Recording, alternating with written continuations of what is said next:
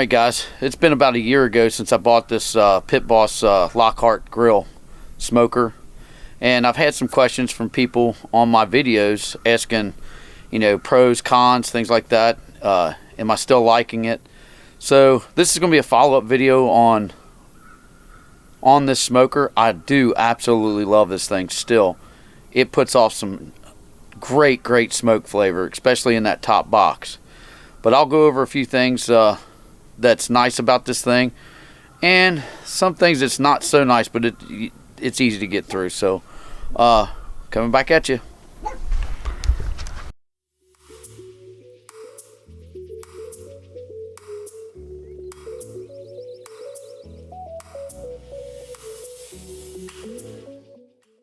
Alright guys, one of the things that I definitely it's tough with this extra sear switch right here. It makes it tough for me to get to the burn box to actually clean it. Yes, you have it what they call a little tray down here that comes out, and see you got ash in there, and you dump that out. Once you dump that, you can place that back in there. And you just pull this handle several times, and it's supposed to clean the pot out of ash and things like that. But it still doesn't do it. People that's owned grills like this, any pellet grill, you really have to get in there and vacuum out some of the ash. This is where it gets tough, because once you remove these grates, this sear switch, which opens that up, it's connected by an arm. So it's kind of tough to get in there. Here in a minute, I'm going to plug my shop back in, and I'll show you how I get to it. Right now, we'll go ahead and remove these grates. And once they're removed, the only way to access it is to kind of just lean it up and poke your hose down in there. Get to the pot, suck it out. If you don't do that routinely, you will have an explosion when it goes to fire up. So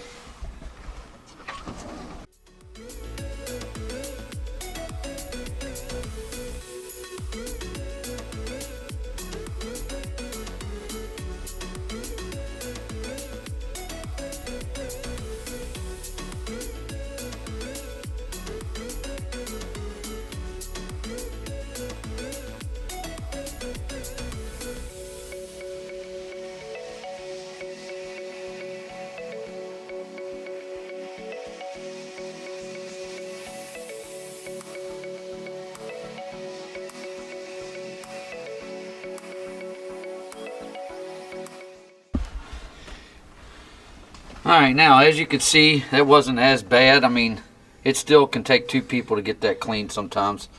Maybe if you find something to prop this up with and hold underneath of it, that way you can get down in there with the shop vac. I'm going to clean the rest of this up here and put it back together. Just wanted to show you that. And again, if you don't clean that pot out, it will get full of ash, and when it goes to start, it'll have either a false start, or that ash is going to build up heat and not allow it to release, and you'll get kind of like a small explosion in there. It doesn't do nothing but blow the ash everywhere, but it can cause a hazardous fire here and there maybe. So be careful of that. That's with any pellet stove. I also own a Traeger. It's over there. I don't know if you can see it or not. That's the same way. So any type of pellet stove, if you've never owned one, make sure you clean that pot out really well before, I don't know, about every 3 to 4 cooks. Make sure it's cleaned out, unless you've had it on for a long time, then clean it out every time. So I'll get back to you here. We're going to show you now cleaning the pellets out to change pellets. As you can tell, I don't have a whole lot of pellets left in there. For ones that don't own this, you can take and remove a plug that's here in the back. This plug's right here. It pops out. Get it out of there, and as you can see this grate. I took this grate out of my, I don't know why they put that in there, but there's your little hopper that pops out. Okay, now normally what I'll do is I'll get a bucket. Sorry for the camera bouncing around. I'll get a bucket, just like so. And right here on the side is a little dowel you twist off.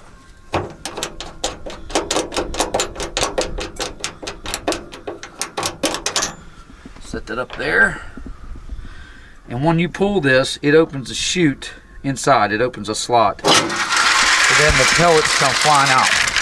But this is where it could take a two-man operation because it kind of flies around. So I'm gonna let her take care of the camera here, and I'm gonna show you. You seen where they were coming out the back.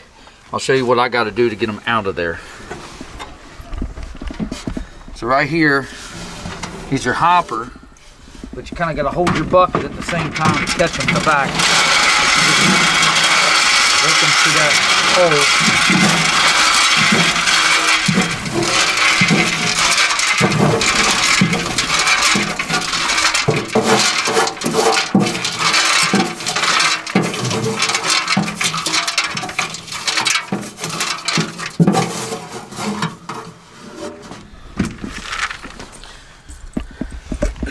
Okay, now you're not going to be able to clean out everything that's in there. This will run through the auger, so when you go to do your warm up and everything else, let it run for a little bit if you changed out flavors of pellets.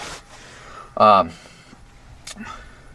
we'll go from there, fill it back up with whatever flavor you want, and get the fired up and smoking. All right, let me put this back together and I'll get back at you.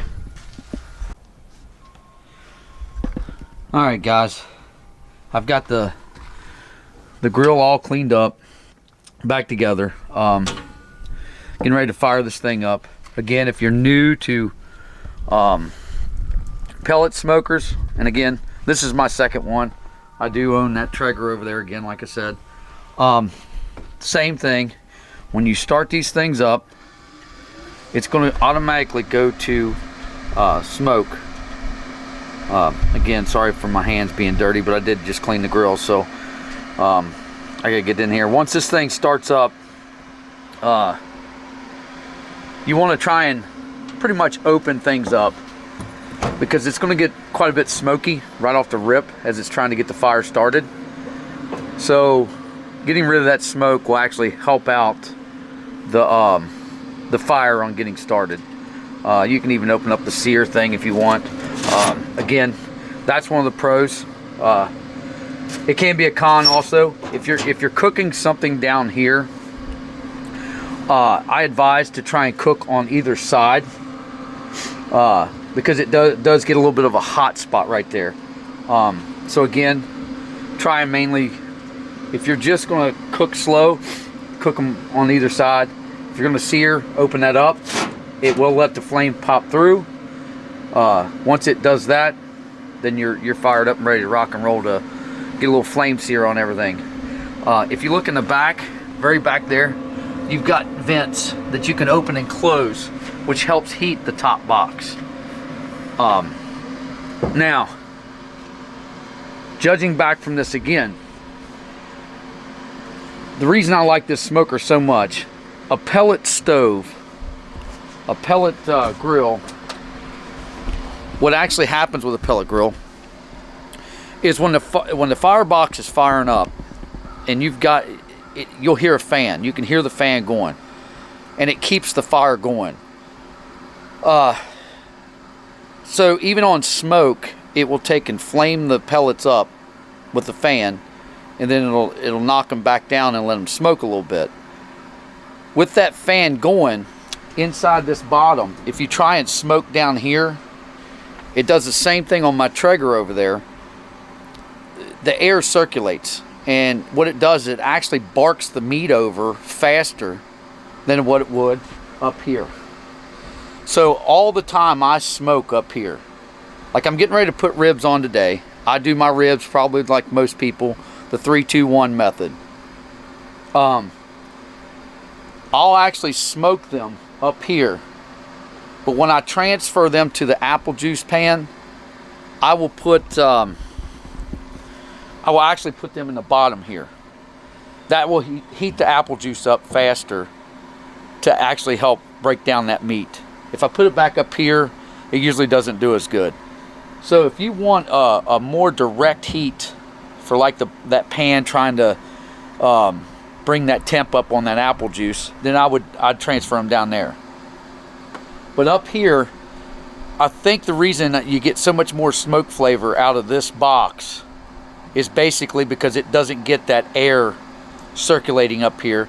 So now the smoke doesn't bark the fan doesn't bark the meat over, and the meat is able to get better smoke for a longer period of time. I do get a better smoke ring out of this than I do my Traeger. But if I smoke down here, it operates exactly like the Traeger. So this top box is amazing. I love it. So again, I'm gonna get this thing ready. As you can tell, it's probably getting ready to smoke. I start to smell the actual pellets. So I'm gonna get this thing fired up, and again, it's Super Bowl day, so I'm gonna put some ribs on, maybe a few wings, and I hope you enjoyed my videos, and I hope this helps out on anything. One other thing though that I had a lot of comments on. People were talking about a lot of smoke coming back in the hopper. I've had that same thing happen to the Traeger.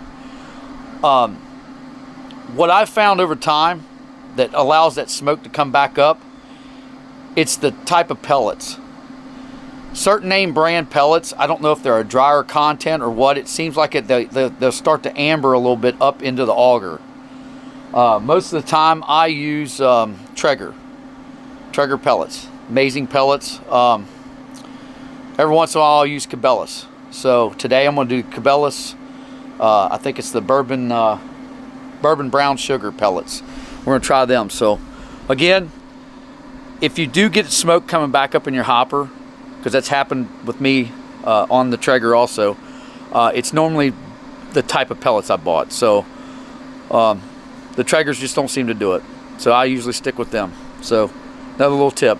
Thanks for watching, and please click subscribe. If you like this stuff, let me know, and I'll bring more back at you. Whew, smoky.